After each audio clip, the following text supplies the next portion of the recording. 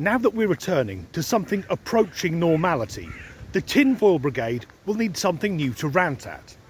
Because it's obvious to all and sundry that the vaccinated haven't been microchipped and 5G towers do nothing other than carrying data.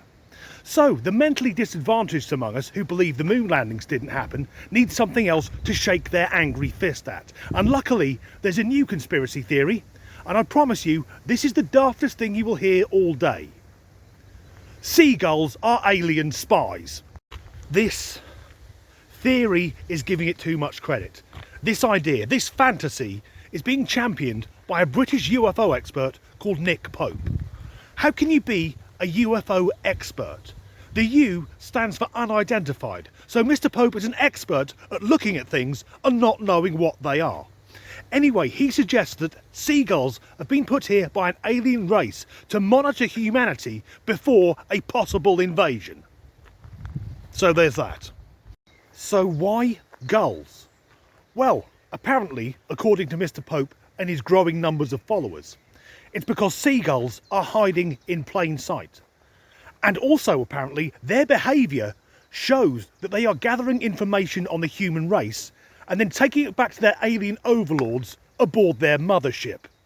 The behaviour in question is that seagulls are well known to steal chips and ice cream from people at the seaside, and they're also found at landfill sites. So before E.T. and his mates can kick off the War of the Worlds and Justin Hayward can start singing Forever Fucking Autumn, somehow it's vital that the aliens know what people eat when they're on a dirty weekend in Scarborough and what crap we throw away. And that brings us on to the mothership. Where the fuck is it? If it was on Earth, Google Maps would have picked it up by now. And if it's in orbit, then why haven't NASA, China, India, or me in my back garden with my sodding telescope seen it yet? Also, I doubt that seagulls could survive in the cold, deadly vacuum of space, and even if they could, they'd burn up on re-entry. Another idea put forward by followers of this theory is that seagulls may be recording everything all the time and beaming the information back to the alien homeworld. Now, I'm not an expert, but I guess throughout the centuries, hundreds if not millions of seagulls have been dissected by humans. And I think it would have made the fucking news if they were found to carry long-distance transmitters. As the story goes on, Nick then does something rather wonderful and almost unique to conspiracy theorists. He accidentally sort of debunks himself, not on the seagulls issue, but on UFOs, on which he's an expert. He said that any species that could travel here from another planet would have technology which we humans would view as magical. And then went on to add that aircraft like the stealth bomber and the stealth fighter operated for years without the public knowing about them. And there's good reason for that, because the United States Air Force let stupid bastards like him think they were spacecraft. So, if we have a look at the Lockheed F-117 Nighthawk, the stealth fighter, if you didn't know that was a warplane and had a slightly overactive imagination, you'd be straight on the blower to Mulder and Scully. Also, it's no coincidence that the number of UFO sightings dramatically dropped at exactly the same time that we all got camera phones. But I have to admit, I do like this story, because it shows that some of the tinfoilers, at least, are moving away from spreading dangerous lies like they did throughout the entire pandemic.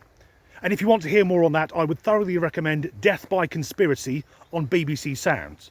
They're going back to what they used to do, trying to spread idiotic, unfounded ideas with no supporting evidence so the rest of us can fucking laugh at them.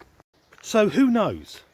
Maybe in the near future, the truth seekers, those who survived anyway, the ones who in the last 2 years didn't manage to stupid themselves to death, maybe they'll go back to ranting about the Illuminati, flat earth, actonauts on the International Space Station and other topics which anyone with a hint of common sense would know is utter bullshit. As ever, thanks for watching. We return to something approaching normality. I mean, obviously, aside from the massive war going on in Europe and the mad Russian bastard with his hand on the nuclear trigger, other than that, approaching normality by British UFO expert Nathan Nick Pope. Look at the... I don't know if it's Lockheed or Lockheed Martin. I'll Google it. The Nighthawk's been out of service for 14 years. So what the fuck have the Yanks got they're not telling us about? And more to the point, Russia, your most modern aeroplanes are 40 years old. Why gulls? Well, fuck it. So now the sun's gone in. No, it hasn't. It's come back out again and it's blowing a fucking gale.